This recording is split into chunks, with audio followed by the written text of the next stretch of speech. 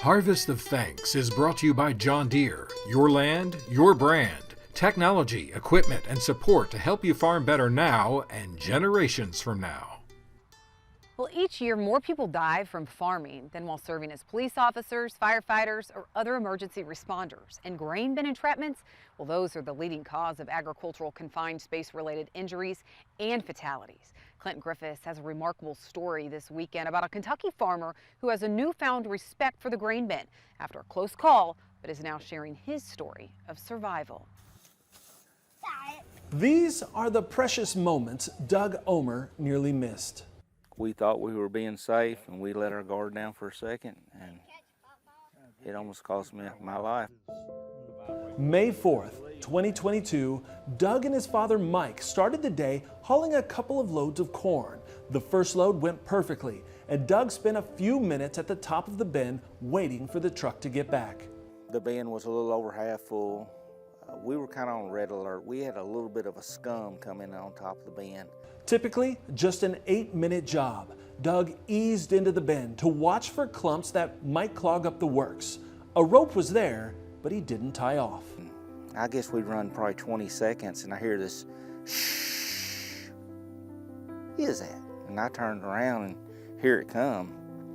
Well, I was somewhere top of my boots in corn, and when it hit me, it took me about to my bottom of my pockets and moved me about 20 foot right over the hole. I was right there. I was one sheet over that, right there. Oh, wow. We weren't too far apart. He was hearing me. I heard a big bang, and I thought a bucket come off the leg. And I'm not real smart, but I knew I didn't have enough Doug hanging out for 8 minutes. So I'm beating on the bin. Well, it's getting up in here and starting to kind of mash life out of me. And me and Jesus had pretty damn good talk. And I thought, this is how you're gonna die in this freaking bin. Damn bin full of corn. This is how you're gonna leave here.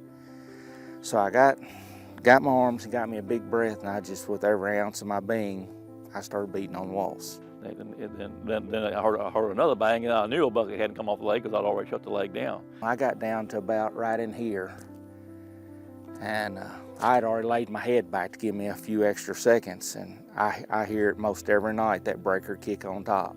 It's kind of a shoom. Everything stopped. Doug was trapped, buried, and fighting for breath as the pressure squeezed the life out of him. 66 steps. He's 72 or 3 years old. It seemed like a split second he was up there. Our cell phones are terrible right here. He said, you're in bad shape. I said, I'm in bad shape. He goes, I'm coming in. I said, you can't come in. I said, the phones don't work anyway. You come in here, I'm a dead man.